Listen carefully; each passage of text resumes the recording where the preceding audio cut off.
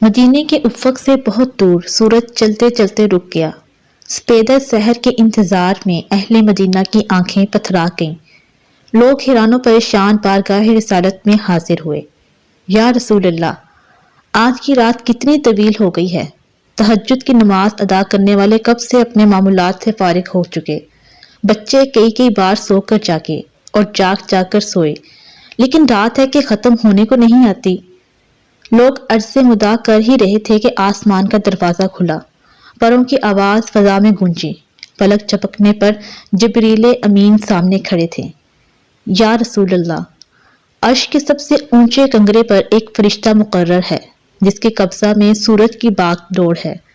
حضرت بلال کی آواز سن کر وہ مدینہ کے افق پر سورج کو آگے بڑھنے کی اجازت دیتا ہے۔ آج وہ اب تک انتظار میں ہیں، تاہنوز مدینے سے اذان کی آواز عرش تک نہیں پہنچی ہے۔ ارشاد فرمایا، اذان تو ہو گئی، البتہ بلال نے اذان نہیں دی ہے۔ کچھ لوگوں کی درخواست پر آج سے ایک خوش الحان مؤذن مقرر کیا گیا ہے۔ جبریل نے عرض کیا، دل کے عشق و اخلاص کی جس گہرائی میں اتر کر حضرت بلال اذان دیتے ہیں، یہ انہی کا حصہ ہے۔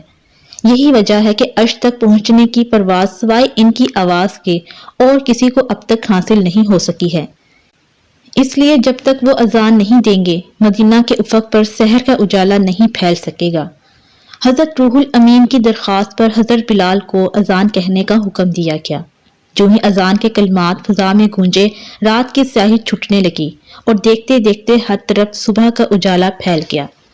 اس دن ہر چھوٹا بڑا خاص و عام پر یہ حقیقت اچھی طرح واضح ہو گئی تھی کہ عشق رسالت نے حضرت بلال کا مقام کتنا اونچا کر دیا ہے اور فیضان نبوت کے بل پر ایک نحیف و نزار غلام کی آواز میں کس قیامت کی توانائی پیدا ہو گئی ہے۔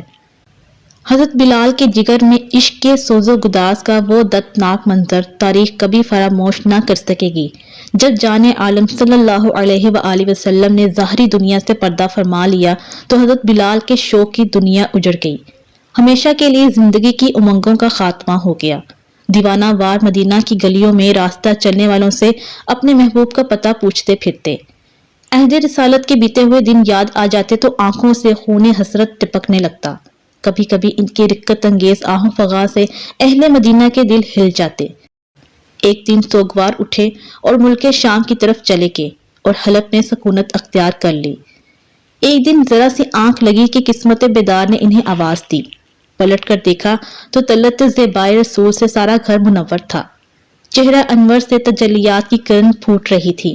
ارشاد فرمایا، بلال، تم ہمیں چھوڑ کر چلے گئے، کیا تمہارے دل میں کبھی ہماری ملاقات کا شوق پیدا نہیں ہوتا؟ خواب سے اٹھے تو ان پر ایک عجیب رقت انگیز کیفیت طاری تھی۔ آنکھیں اشک بار تھیں اور زبان پر لبیک یا سیدی کا نعرہ تھا۔ اسی وقت افتاں و خیزاں مدینے کی طرف چل پڑے۔ جذبہ عشق کی اضطراب میں شب و روز چلتے رہے۔ مدینہ جب قریب آ گیا تو دل کا حال قابو سے باہر ہو گیا۔ پہاڑوں، صحراؤں اور وادیوں سے پیچھے دور کی بہت سی یادیں وابستہ تھیں، ایک ایک کر کے حافظے میں تازہ ہونے لگیں۔ چند قدم اور کچھ آگے بڑھے تو سامنے مدینہ چمک رہا تھا۔ اچانک سیلاب کا بند ٹوٹ گیا۔ شدت غم سے کلیجہ پھٹنے لگا۔ بے ساختہ منہ سے ایک چیخ نکلی اور بے ہوش ہو کر زمین پر گر پڑے۔ کچھ دیر کے بعد سکون ہوا تو اٹھے۔ دیوانہ وار زاروں قطار اٹھتے ہوئے مدینے میں داخل ہوئے۔ انہیں دیکھتے ہی اہل مدینہ میں ایک شور ماتم بلند ہوا۔ چاروں طرف سے جانثاروں میں بھیڑ لگ گئی۔ پھر وہ عالم احاطہ تحریر سے باہر ہے۔ جب حضرت بلال رضی اللہ تعالی عنہ اپنے محبوب کے روضے پر حاضر ہوئے، روتے روتے ہچکیاں بند گئیں۔ غم سے سینہ دہکنے لگا۔ تربت انور کے سامنے پہنچتے ہی ضبط کا پیمانہ چھلک اٹھا۔ چیخ مار کر زمین پر گرے اور بے ہوش ہو گئے۔ اسی عالم میں لوگ انہیں اٹھا کر لے گئے۔ کافی دیر کے بعد ہوش آیا تو کئی دن یا محمد کا نعرہ بلند کرتے رہے۔ جب تک مدینے میں رہے، عشق و محبت کی دنیا اتھل پتھل ہوتی رہی۔ ایک دن لوگوں نے اذان کے لیے اصرار کیا تو آنکھیں ڈبڈبا آئیں۔ فرمایا، وہ زمانہ پلٹا لاؤ جب میرے سرکار مسجد میں تشریف رکھتے تھے اور میں شہادت کی انگلیوں سے ان کی طرف اشارہ کرتا تھا۔ جواب سن کر جب لوگ مایوس ہو گئے تو شہزادہ رسول سیدنا امام حسین رضی اللہ تعالی عنہ کی سرکار میں حاضر ہوئے۔ لوگوں کو یقین تھا کہ شہزادہ رسول کی بات حضرت بلال کبھی نہیں ٹالیں گے۔ بالآخر سیدنا امام عالی مقام کے اصرار پر حضرت بلال رضی اللہ تعالیٰ عنہ اذان دینے کے لیے تیار ہو گئے۔